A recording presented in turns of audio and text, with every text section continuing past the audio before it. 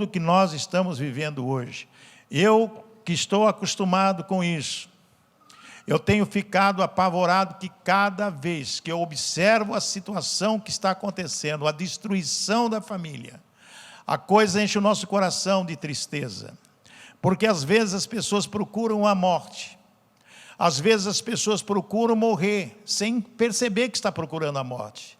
Quando não respeita uma sinalização de trânsito, quando passa o sinal vermelho, quando não respeita o pare, o que acontece lá na frente é a tragédia, é o acidente e a pessoa perde a vida. Quantos pais, mães estão chorando hoje pela perda do seu filho? Imagine os familiares dessas pessoas que cometeram suicídio. As pessoas ficam perguntando o porquê. Em Camapuã, em 2 dias, 2 pessoas também se matam. Pessoas da sociedade, pessoas que cumprimentam o rapaz. Oi, bom dia, bom dia. 2 quarteirões depois houve-se um tiro, pá, a pessoa foi na esquina morrer. Isso está acontecendo, está repreendido em nome de Jesus, amém, irmãos? Como está o teu coração? Como é que está a sua vida? Nós temos que aprender no dia a dia que nós devemos conviver com essas coisas que estão acontecendo. Não tem como fugir disso. Não existe situação de conforto. Quando se fala em zona de conforto, não existe mais zona de conforto. Em qualquer momento do dia, você pode receber uma má notícia.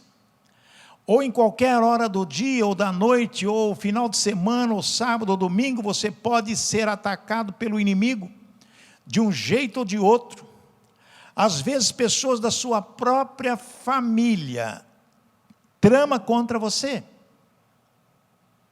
Você acredita nisso? Pode ser parente, um cunhado, uma cunhada, um sogro, sogra, nora, genro, filho, filha. Então nós temos que aprender a estar dependendo de Deus, orando pela família. Presta atenção, nós temos que todos os dias orar pela nossa família, para que Deus possa proteger os nossos filhos, as pessoas agregadas, as pessoas que moram conosco. E orando e repreendendo todo ataque inimigo, porque as pessoas são vulneráveis, principalmente quando não estão no mesmo propósito. Nós falamos a semana passada sobre jugo desigual, quando você, no seio da família, não tem o mesmo pensamento centrado naquilo que Jesus nos ensina, através do Evangelho, fica uma pessoa dissociada daquilo que você crê, daquilo que você busca. O diabo ataca, é brecha e vai destruir. O diabo vai usar justamente aquela pessoa que não quer saber de Deus. Ah, mas eu quero saber de Deus, eu até oro, peço. Não, é se comprometer com Ele. Como que é esse comprometimento? É justamente estar orando, buscando, estudando a palavra, meditando na palavra, para que você possa ter o quê? A presença do Altíssimo na tua vida. O que nós vamos trazer hoje, um fato muito importante que aconteceu há muito tempo atrás, e que para nós recebemos lições importantes para caminhar no dia de hoje. Aconteceu há mais de 4.000 anos atrás, mas se nós prestarmos atenção no que o Espírito Santo nos revela, é para os dias atuais. Muitas pessoas dizem assim: eu estou vivendo um inferno. A minha vida é um inferno. Vocês já ouviram alguém falar isso? A minha vida é um inferno. Não tenho paz, estou numa situação complicada, eu não entendo ninguém, ninguém me entende, meu trabalho é complicado, meu chefe me persegue, a minha mulher briga comigo, meu marido briga comigo, meus filhos não param em casa, meus filhos já estão nas drogas, meu filho já está no mau caminho, etc, etc. Minha vida é um inferno. Aquele plaquinha, lar, doce lar, qual casa que tem lar, doce lar? Se você prestar bem atenção, são pouquíssimas casas que pode colocar lar, doce lar. Pouquíssimas casas podem ter uma plaquinha escrita assim: eu e minha casa serviremos ao Senhor. Se você olhar e observar, muitas casas estão de pernas para o ar. Ninguém se entende. Mas hoje nós vamos falar algo muito importante: do inferno ao paraíso. De uma vida terrível, complicada, onde as pessoas realmente não sabem o que fazer da vida. Do inferno ao paraíso. Será que é possível você sair da situação que se encontra e viver uma vida de paraíso no momento que nós estamos vivendo hoje? Aí que está. E nós vamos aprender com uma pessoa, um jovenzinho. Se você tiver a sua Bíblia aí, abra no livro de Gênesis capítulo 37. Gênesis 37. Vamos falar de um personagem muito importante que nos traz lições maravilhosas da palavra de Deus.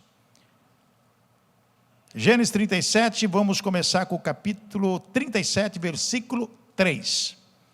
Olha o que diz o capítulo 3. Israel amava mais a José do que a todos os seus filhos, porque era filho da sua velhice, e fez uma túnica de várias cores. Israel, ou seja, Jacó, teve um filho José. O filho José foi o filho da alegria, da velhice dele. E segundo a palavra, Israel, ou seja, Jacó, gostava mais de José do que qualquer outro filho, porque ele havia nascido de sua velhice. Por isso, mandou fazer para ele uma túnica longa, uma túnica especial. Bom, isso com certeza, Israel tinha outros filhos. Criou uma animosidade por causa disso. Em vez dos outros filhos de Israel ficarem felizes, porque ali, aquele menino, na qual o pai dele amava, o filho da sua velhice, fez algo especial, porque naquela época, quando se fazia uma túnica, era algo de honra. Então, Israel honrou a José. O versículo 4 diz assim: quando os seus irmãos viram que o pai gostava mais dele do que de qualquer outro filho, odiaram-no e não conseguiam fazer com que ele amigavelmente vivesse na companhia deles. Amados, vendo, pois, seus irmãos que seu pai o amava mais do que a todos eles, odiavam-no e não lhe podiam falar pacificamente. Quer dizer, houve o quê? Uma situação muito complicada no relacionamento entre os irmãos e José. Inveja, ciúmes, veio o rancor, veio o ódio, veio uma série de situações. O versículo 4 diz o seguinte, ou melhor, 5 diz o seguinte: José teve um sonho que contou a seus irmãos, por isso o odiaram ainda mais. Certa vez José teve um sonho, e quando o contou aos seus irmãos, eles passaram a odiá-lo ainda mais. Sabe qual era o sonho? Está nos capítulos seguintes, nós não vamos ler não. Mas José sonhou, teve dois sonhos, de que aparentemente os seus irmãos estariam se curvando diante dele. Quando ele contou esses sonhos, eles ficaram completamente irritados, nervosos, e tiveram uma situação terrível no coração deles. Quando os irmãos foram para um determinado local, apacentaram o rebanho, local distante, o pai fez algo muito importante, solicitou para José que fosse ver o que os meninos estavam fazendo. Israel não tinha muita confiança nesses seus filhos, e pedia que José fosse vigiá-los. E aconteceu algo muito interessante. Vamos ver o que aconteceu no versículo 18. Quando José se aproximava deles, eles o viram de longe, e antes que chegasse, planejaram matá-lo. Amados, que coisa, hein? Odiava o menino, porque o pai amava. Quando o pai manda ver, vai ver o que eles estão fazendo, traga depois a minha informação. Quando viram José de longe, planejaram matá-lo. Sabiam que Israel amava esse menino, fez uma túnica para ele. Quando ele contou sobre o sonho revelado por Deus, de que um dia, talvez futuramente, todos eles estariam se curvando diante dele, odiaram cada vez mais. Ao ver longe, planejaram matá-lo. Imagine nos dias de hoje, quando nós observamos mãe matando filho, irmão matando irmão, irmão matando pai, pai matando irmão, filho, etc. Essas coisas que estão acontecendo nesse mundo, lá atrás aconteceu algo semelhante. Planejaram matá-lo. E o que fizeram? No versículo 20 diz o seguinte: vinde, pois, agora, matemo-lo, e lançamo-no numa das covas, e diremos, uma besta fera o devorou, veremos então o que será dos seus sonhos.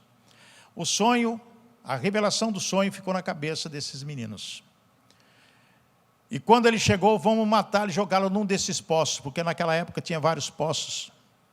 E fizeram exatamente nisso. Ele foi abandonado num poço. Quantas vezes você se sente como se tivesse abandonado num poço?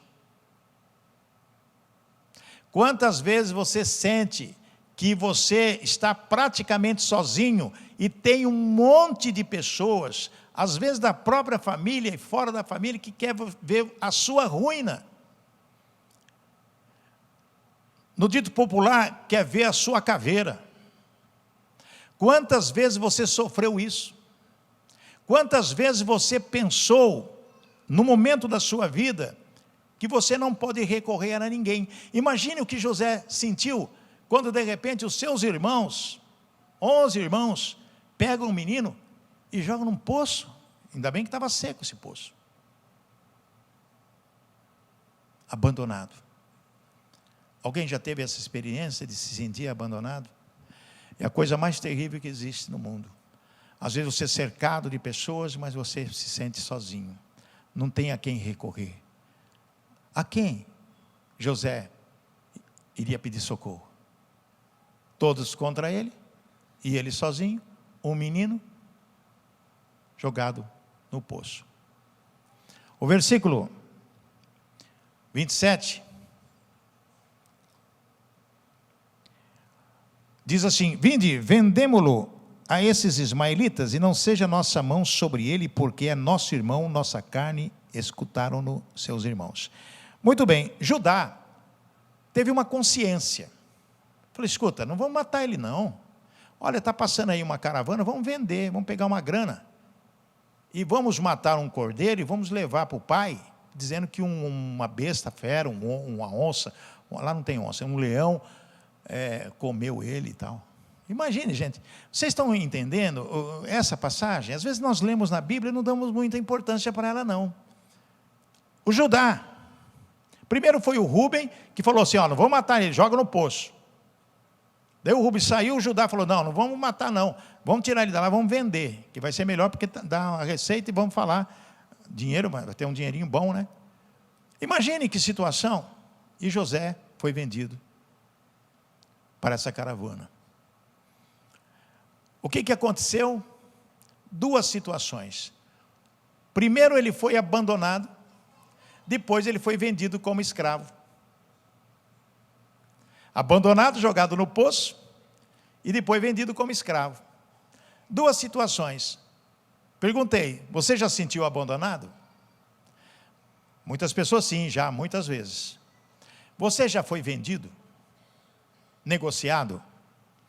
Quantas vezes a pessoa negocia você? Quantas vezes você se sentiu traído? Ou seja, negociado, vendido?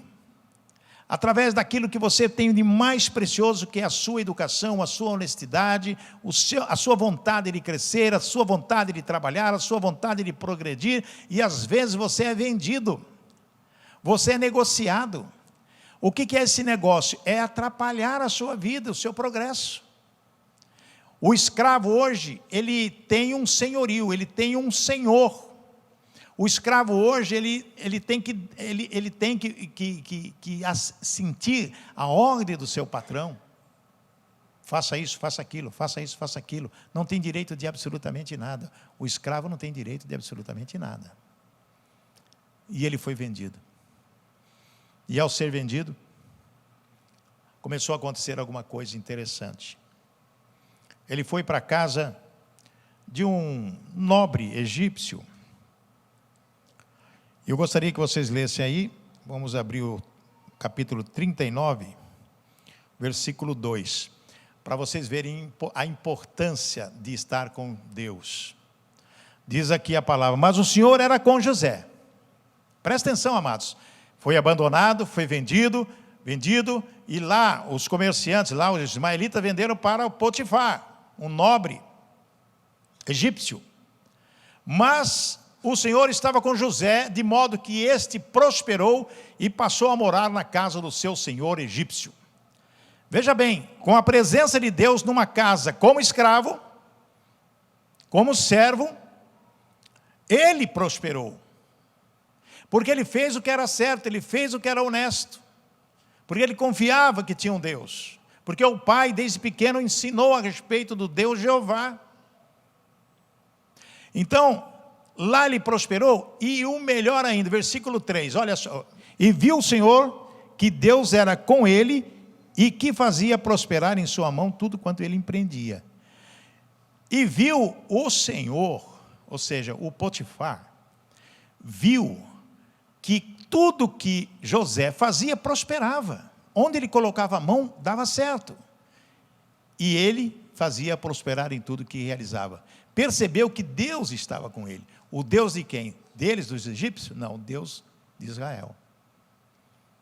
Amados, quando você, onde quer que você esteja, no seu trabalho, você não é patrão, mas é empregado, recebe ordem do seu senhor. Como é o seu comportamento na sua empresa que você trabalha? Diante dos seus colegas e diante do seu patrão. Você é correto? Você é honesto? Você faz tudo com perfeição? Ou você senta, descansa, não quero saber, não vou fazer, é isso, é aquilo. Nos dias de hoje acontece assim. Nos dias de hoje parece que a pessoa foge do trabalho, nos dias de hoje a pessoa não quer assumir compromisso com aquele que lhe paga. Porque se você recebe um salário, você tem que fazer jus a esse salário, fazendo o melhor. Com certeza, o patrão, Potifar, observou algo diferente nesse menino. Muito bem, estava bom para dar continuidade. Mas o capeta, o diabo, ele está sempre presente em todos os sentidos nas nossas vidas. E com certeza, ele tentou pegar José. Aí veio a grande tentação. Aí veio a grande tentação. No versículo 7, e aconteceu depois dessas coisas, que a mulher do seu senhor pôs os olhos em José e lhe disse: deita-te comigo. Veja bem a tentação. José, com certeza um rapagão, e com certeza aquela egípcia também, uma bela mulher. O que ela fez? Ela pôs os olhos no José, os olhos da cobiça, os olhos do desejo, a tentação. Foi usada pelo capeta para tentar a José. Qual foi a reação de José? No versículo 8. Mas ele recusou e disse à mulher do seu senhor: eis que o meu senhor não sabe o que está comigo na sua casa, e entregou em minha mão tudo o que tem. Disse que o senhor dele, ou seja, Potifar, entregou a casa dele sobre suas responsabilidades, não a mulher. Não a mulher. A casa sob a responsabilidade de José, não a mulher. Entende-se que hoje, nos dias de hoje, quem é que sofre tentação? Todas as pessoas sofrem tentação, principalmente os homens. Quando um não quer, o outro não faz. Não é isso que diz o ditado? Quando um quer, o outro não faz. Então, se a mulher quer, o homem não quer, não faz. Se o homem quer e a mulher não quer, não faz. Agora, de repente, vem a tentação, o diabo no meio e fala, olha que linda, olha que lindo. Por que não? Quem impede? Está tudo aqui à disposição. Nos dias de hoje, a tentação é a mesma. Por isso que vem o adultério, por isso que vem a fornicação. O adultério é o homem casado que adultera com uma pessoa casada. A fornicação são jovens, solteiros, que acabam praticando sexo sem estarem casados. Isso é condenado pela Bíblia, chama-se fornicação. E quem pratica isso é fornicário. É hora de mudança, é hora de comportamento, é hora de vencer a tentação para que Deus possa abençoar a vida das pessoas. Já imaginou se o José ficasse realmente encantado pela mulher e deitasse com ela, tivesse relacionamento com ela, o que seria? Frustraria até o relacionamento com Deus. Mas José se manteve perfeito, íntegro, honesto, sério. Sabe por quê? Ele poderia, não sei, a Bíblia não fala, mas poderia até sentir alguma atração por ela. Poderia ter sentido uma atração por ela. Com certeza, ele jovem, varão, viril. Mas ele pensou no Senhor, ele pensou no patrão, ele pensou no dono dela. No dono dela. Falou, não. Mas aconteceu um fato aí, terrível. A falsa acusação. Versículo 12. Então ela, pegando pela capa, lhe disse, deita-te comigo. Mas ele, deixando a capa na mão dela, fugiu, escapando para fora. Muito bem, ela ficou com uma parte da capa na mão. E com certeza fez um escândalo e fez uma falsa acusação. Contou para o marido, o José me atacou. Tentou me violentar. Com certeza o Potifar ficou indignado com essa situação, porque confiava em José, entregou a sua casa para que ele administrasse, mas estava ali uma veste dele rasgada nas mãos da mulher, e com certeza a punição veio. Cadeia. E a cadeia lá é bem diferente da cadeia de hoje em dia, apesar que talvez não tenha muita diferença não, masmorra. E ele ficou lá durante um período de tempo. Quantas vezes você foi acusado injustamente? Quantas vezes você foi difamado injustamente? Quantas vezes você lançaram dúvida a respeito da sua integridade, da sua honestidade? Nos dias que nós vivemos hoje, é muito fácil a pessoa levantar o dedo e apontar, mostrar as feridas, mas ninguém tem capacidade de curar essas feridas através de uma informação verdadeira. Acusação, falsidade, isso existe e acontece nos dias que nós estamos vivendo. Muitas pessoas indo para a cadeia injustamente, inocente. Posso contar o fato do Jaconias. O Jaconias é um rapaz de 30 e poucos anos. Uma mulher acusou ele de estupro. Ele é um menino especial, trabalhador, só gostava de assistir filme. E de repente ela acusou esse menino de ter abusado dela, estuprado a moça. Esse menino ficou 6 meses preso, definhando na cadeia. Nós provamos que ele era inocente através de laudo médico.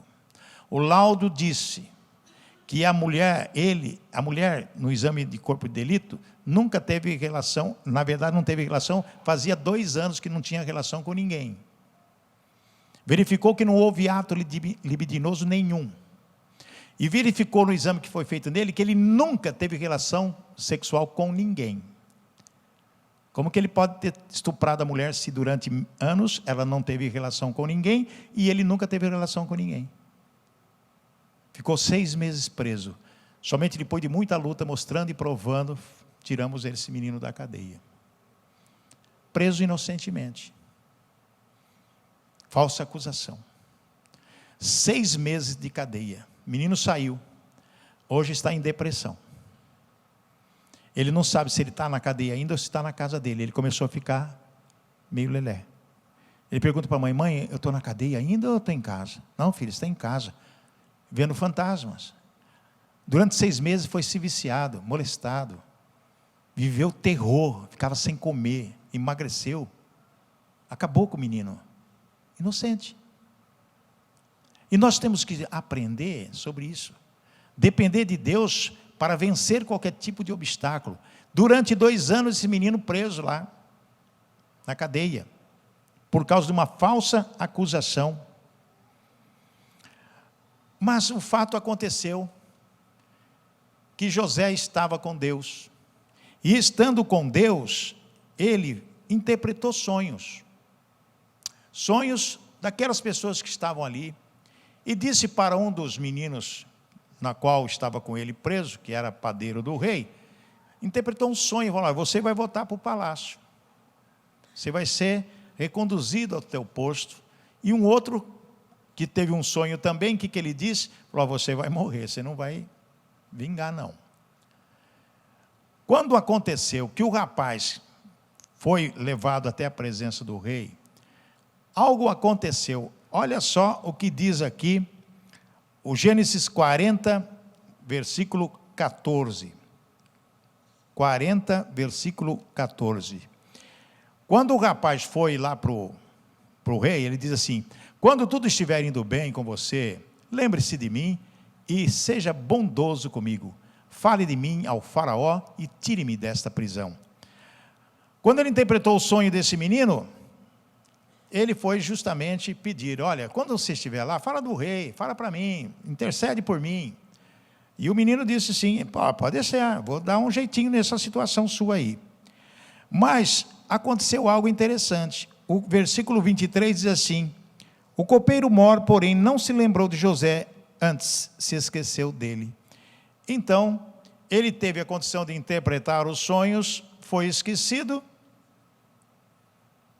e ficou um tempão preso lá, ficou esquecido. Olha quanta coisa aconteceu com José. Foi abandonado, foi esquecido no poço, foi vendido, teve uma falsa acusação contra ele, foi para a prisão, padeceu ali na prisão. Fala: lembra de mim.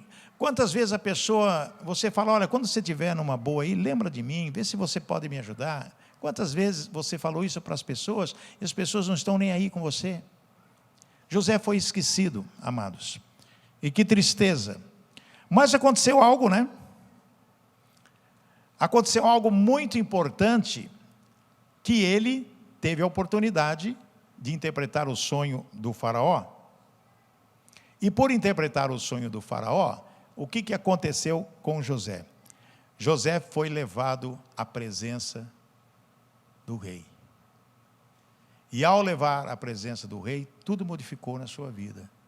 De uma noite, no calabouço, no outro dia, governador do Egito.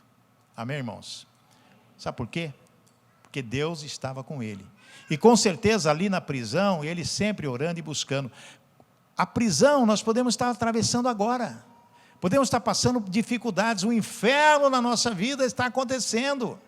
Às vezes não aquele inferno que você imagina de fogo quente, mas são os atrapalhos da vida, as dificuldades financeiras, saúde, situações difíceis de relacionamento. Sua vida está de ponta cabeça, mas você está pensando em Jesus? Você está colocando sua vida diante de Deus para ir para o paraíso? Sair de uma situação ruim para uma situação confortável? Ele era um prisioneiro, passou a ser governador do Egito. E ficando lá, foi favorecido, conforme diz 41:40. Olha o que o faraó disse para ele: tu estarás sobre a minha casa, e por tua voz se governará todo o meu povo, somente no trono eu serei maior que tu. Amém, irmãos? O que disse o nosso faraó? Que você será grandão aqui. Depois de mim é você que manda. Quando nós somos favorecidos, porque Deus está no controle de todas as coisas. Quando você está numa situação pior, numa situação difícil, crê no Senhor Jesus, porque a coisa vai melhorar. De repente a vitória acontecerá e você ficará por cima. Quem crê nisso, diga amém. Eu creio muito nisso. Não importa a situação que eu estou passando, se é 1 ano, 2 anos, 3 anos, quanto tempo eu vou ficar no calabouço, porque eu sei que daqui a pouco eu vou ser governador. Amém? E de repente, uma situação inversa. José frente a frente com os traidores. José frente a frente com aquelas pessoas que quiseram abandonar, que quiseram matar, vender os seus irmãos. Naquela situação de fome no Egito. Vocês podem ler o capítulo 37, 40 até o 46 inteirinho, vocês vão saber a história. Capítulo 45, versículo 4. Diz assim: José disse mais a seus irmãos: chegai-vos a mim, peço-vos. E eles se chegaram, então ele prosseguiu: eu sou José, vosso irmão, a quem vendestes para o Egito. E agora? Que situação. Amados, frente a frente com seus irmãos. Eu sou José.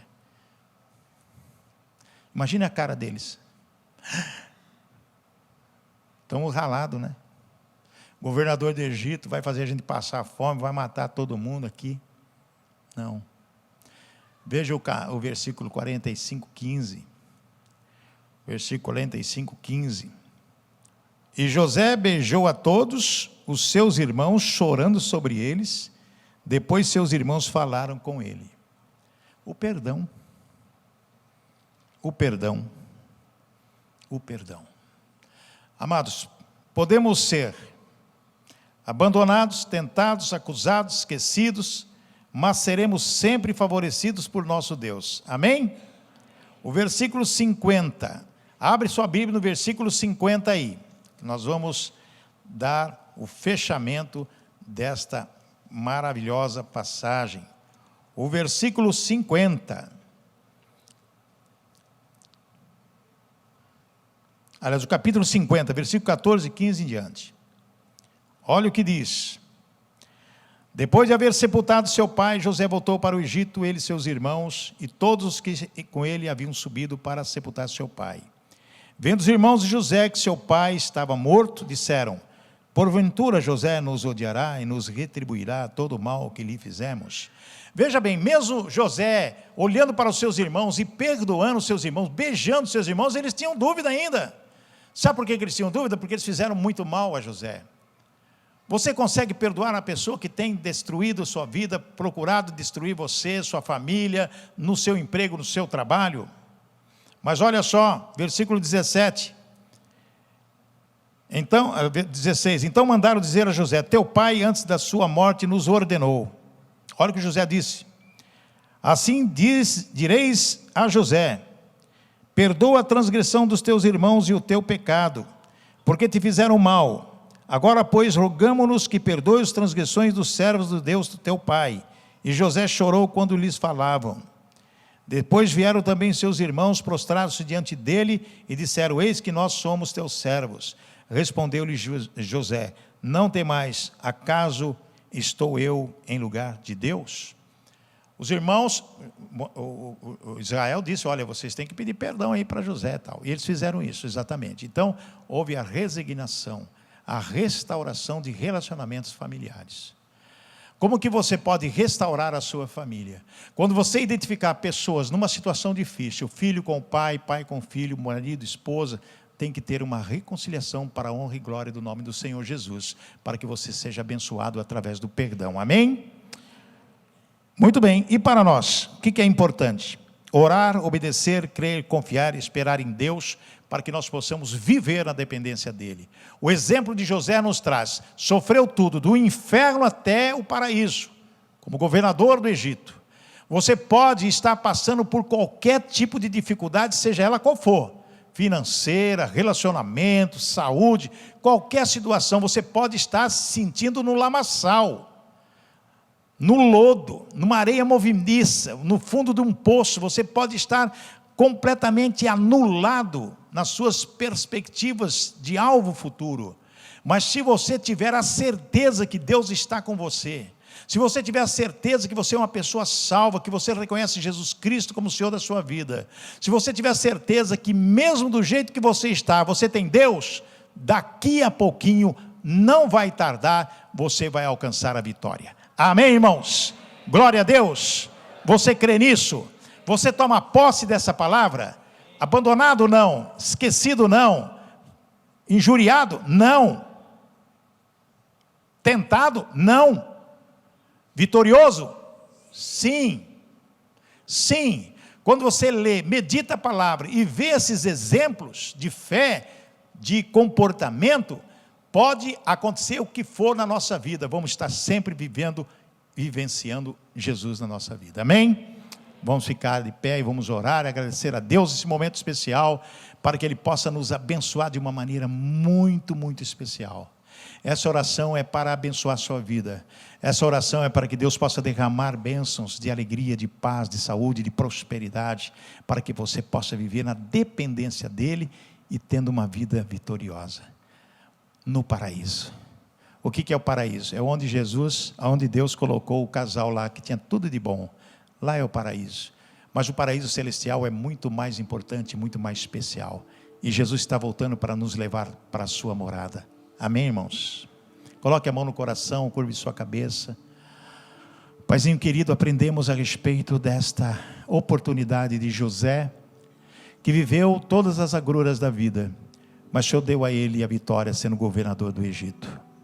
Nós podemos estar passando por qualquer tipo de dificuldade, mas queremos colocar os nossos olhos fitos no Senhor, porque é o Senhor que dirige as coisas, o Senhor que opera, e operando o Senhor ninguém vai impedir. Ó Pai, nós sabemos que nós precisamos do Senhor, e cada pessoa tem aqui as suas necessidades. Cada pessoa que está aqui essa noite precisa do Senhor.